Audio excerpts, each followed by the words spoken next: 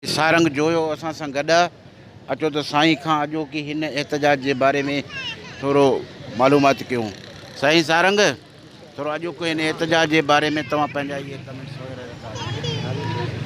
जिए सिंध जिए साईं जीएम सैद। दोस्तो, जियां त अव्हांखे ख़बर आहे त मुसलसिल सवा 2 महीननि खां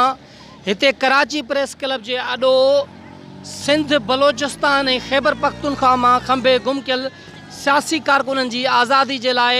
ही एहतजाज, ही बुख हड़तालूं, ही धरना हलनि पिया लगातार। ऐं असांजो ही एहतजाज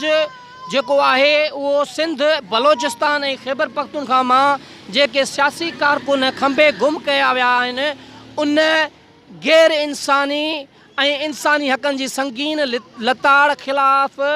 उन कयल अमल जे ख़िलाफ़ आहे। सो असांजो ही एहतजाज जारी आहे ऐं जारी रहंदो जेसी ताईं सिंध बलोचिस्तान मां खंबे गुम कयल समूरा सियासी समाजी कारकुन आज़ाद नथा कया वञनि तेसी ताईं हीउ एहतजाज जारी रहंदो। तव्हां हुक्मरानो हिन रियासत जा उहे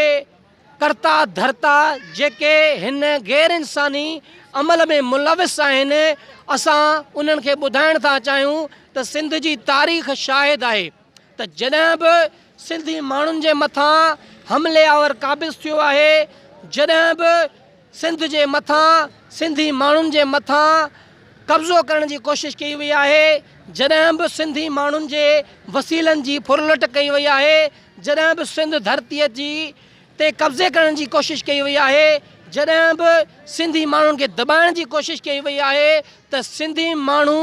उन ज़ुल्म, उन बर्बरियत ऐं उन ॾाढ जे ख़िलाफ़ सरापा एहतजाज रहिया आहिनि। ऐं उन सरापा एहतजाज सां गॾु हू पंहिंजे जंग विढ़ंदा रहिया आहिनि ऐं पंहिंजे वतन, पंहिंजे क़ौम ऐं पंहिंजनि माण्हुनि जी आज़ादी जे लाइ जेका वेड़ हुननि कई उहा बि तारीख़ में शाहिद आहे ऐं सुननि अखरनि सां लिखियलु आहे त सिंधी माण्हू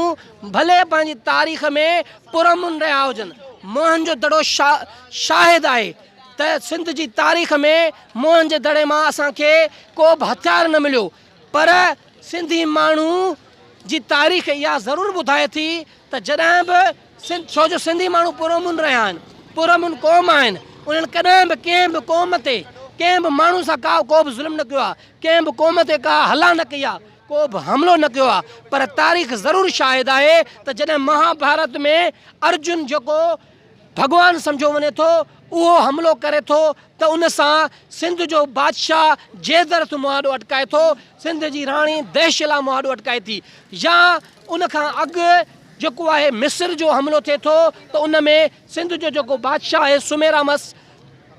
सुमेरामस जे ख़िलाफ़ विड़े थो जिन जो नालो वीर सिंह हो। अहिड़ी रीति सिंध जी तारीख़ में राजा ॾाहिर खां वठी करे शाह इनायत ताईं, शाह इनायत खां वठी करे समीउल्लाह शहीद कलोणे ताईं ऐं अॼु जे नौजवाननि ताईं मुसलसिल उहा जंग जारी आहे ऐं जारी रहंदी। जेसी ताईं तव्हां सिंध जे वसीलनि जी फुरलोटन बंदि न कंदव, जेसी ताईं धरती जेका आहे असांजे पेरनि जे हेठां खिसकाइण बंदि न कंदव, हीअ जेका सिंध ते जेका वालार तव्हां कयो पिया बहरा टाउन जे नाले में, जेका DH जे नाले में, ग्रीन सिटी जे नाले में, ज़ुल्फ़कार आबाद ऐं कमांडर सिटी ऐं पाक फिज़ाए जे नाले में ऐं जेका ही CPEC जे आड़ में तव्हां सिंध सॼी भुॻड़नि मुठ खपायो पिया, हीअ धाबे जी इंडस्ट्रियल ज़ोन खां वठी करे तव्हां झंपीर विंड एनर्जी पावर प्लांट खां वेंदे करे थरकोल ताईं जेके वसीला असांजा आहिनि उहे फुरे लुटे तव्हां जेको आहे पंजाब में पहुचायो था। तव्हां सुई मां गैस कढी पंजाब खे ॾियो था, पर तव्हां बलोचिस्तान जे इलाइक़नि खे सुई गैस नथा ॾियो, तव्हां सिंध जे इलाइक़नि खे सुई गैस नथा ॾियो, तव्हां जेको असांजो पेट्रोल हितां खणो था त पर असांजे माण्हुनि खे उहो पेट्रोल बि जेको आहे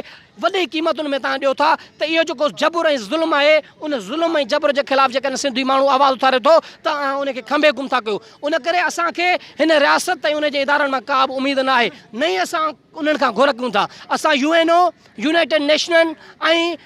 आलमी ज़मीर सां गॾु एशियन ह्यूमन राइट्स ऐं इंसानी हक़नि जी समूरनि तंज़ीमुनि खे अपील था करियूं त हिन रियासत जी हिन बरमरियत ऐं हिन बदमाशी ऐं गुंडागर्दी जे ख़िलाफ़ तव्हां नोटिस वठो त जीअं असांजा खंबे गुम कयल समूरा सियासी कारकुन आज़ादु थी पंहिंजनि प्यारनि सां मिलनि, त जीअं उन्हनि जी अमुड़नि, उन्हनि जी वञनि ऐं उन्हनि जी भेनरुनि में जेका अहसास महरूमी आहे, जेका नफ़रत जनम वठी रही आहे, उहा ख़तमु थी वञे, न त ॿी सूरत में इहे नफ़रतूं बग़ावतुनि खे जनम ॾींदियूं। ऐं जॾहिं यादि रखो, जॾहिं बि दुनिया जी तारीख़ में कंहिं बि क़ौम खे मिसारण जी कोशिशि कई वई आहे, कंहिं बि क़ौम जे माण्हुनि खे क़तलु कयो वियो आहे, कंहिं बि माण्हुनि जा हक़ गज़ब कया विया आहिनि त उन्हनि में नफ़रतुनि जनमु वरितो आहे ऐं उन्हनि नफ़रतुनि बग़ावत खे जनमु ॾिनो आहे। ऐं बग़ावत जॾहिं भंभण बि आहे त दुनिया जी का बि ताक़त उन्हनि खे रोके न सघंदी आहे। तव्हां ख़ुदि वेझी तारीख़ में MRD जो मिसाल वठो, भले उहा जमहूरियत जी बहाली जी तहरीक हुई, पर माण्हुनि सिंध जे माण्हुनि ख़ाली हथे जेको आहे टैंकूं खणी दरियाउनि में उछलायूं हुयूं। तव्हांखे उहे यादि रखणु घुरिजनि। जेकॾहिं सिंधी ऐं बलोच माण्हुनि सां तव्हां इहा नाइंसाफ़ी बंदि न कई